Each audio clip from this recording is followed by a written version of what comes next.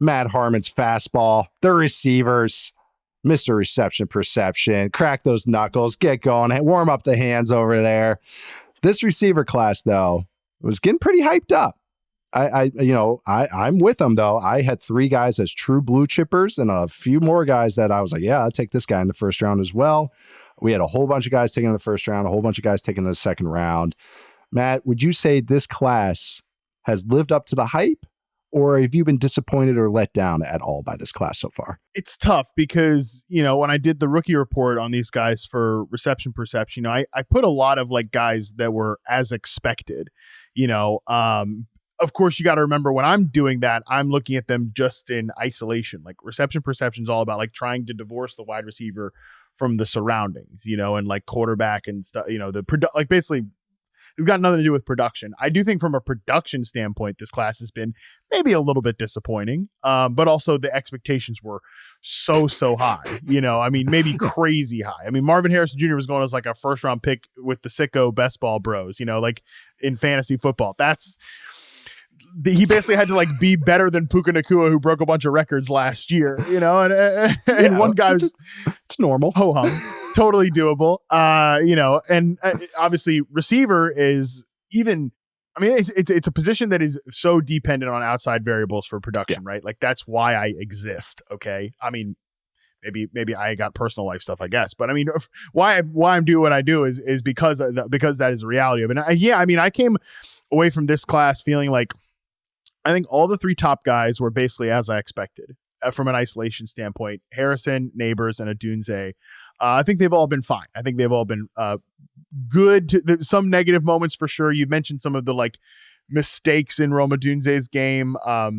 Lately, he has cleaned up like the drops and contested catch misses. Like over the last 4 weeks, I don't think he's dropped the pass. I don't think he's had like a contested catch miss, anything like that. His touchdown receptions this past week were like, oh, those were classic Rome Odunze plays. And like, I wish I was the first one, especially. Yeah. Almost to the point that like, cause I was so high on Odunze as a prospect. Same. I'm like, please catch it. Please catch it. Please catch it. Oh, dude, man. but at the same time, I feel like oh yeah, but like the same time, when you look at any of like Odunze's per route stats, and it's not pretty. Nobody in Chicago is pretty. Yeah, like that is so obviously the situation there. Harrison, I definitely think there's been some stuff that we've talked a lot about the usage and the deployment and things like that. Definitely, like if the Arizona Cardinals wanted to pay me, $300,000 to come per year to become be a useless consultant, I would be like, what if we just did a little bit of CeeDee Lamb stuff with Marvin Harrison Jr.? What if we just did that? I might be interesting because I do think, he's a couple of choice routes from the slot and stuff like that, as opposed to just let's make him a back shoulder receiver, because I just don't think that's really what he is. And with Nabers, he's a guy that was so generationally productive to start the year.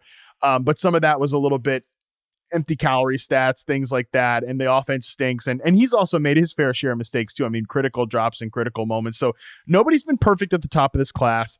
I think Brian Thomas Jr. has also, they're just now counting on him to be like the first read player. And like, maybe it took too long to get there, but I also think he needed to develop a little bit, iron out some kinks against zone coverage. Like the best rookie receiver, I think on film has been Ladd McConkey. Like, and I actually am not sure it's been close. Like he's just been so good, but he's also, a slot receiver on a wide open depth chart with by far the best quarterback of anybody we discussed here. So that's obviously part of it too, but I just think in isolation, he's even been the best rookie receiver. So a lot of guys that, are kind of incomplete grades. Everybody basically like that went in the back half of the first round, Worthy, Pearsall, Legette, even sort of Keon Coleman, just because we haven't seen him in a minute. I would say all those guys I could go one way or another on in terms of, I don't know that I see superstar potential for any of those players. I also am, I think there's some bottoming out concerns with some of them, but at the same time, I could also see them developing second year into kind of like good solid starts. My last point on this before I throw it back to you too is like you mentioned, we need to get like 20 starts in with these guys. I think the great example, and I talked about this on my show, the fantasy show a couple days ago. Just think about what's going on with Jackson Smith-Njigba right now, and think about how people talked about him coming out of his rookie season. Like, ooh, yards per route run, not very good. Targets per route run, not very good. not like, oh, he's playing with 2 Pro Bowl receivers there in Seattle or anything, but now he is like the most important player in the Seahawks offense. Yeah. In the whole offense. And like it took half a season for a new coaching staff to say, hey, what if we did this with that guy because DK's out, and it took that to discover it. So all of these guys, like, I'm with you. I don't start to truly panic about any of these players that they might be bad until number one, unless the film is just an absolute disaster. And I don't think the film on any of these guys has been an absolute disaster so far, until like maybe halfway through their second season. Shoot, even Legette, who I had a ton of concerns about, I've been like, oh, okay, you got a little bit more polish, like, to you. I think the Panthers are just well coached. Like, I mean, just got credit to everyone there.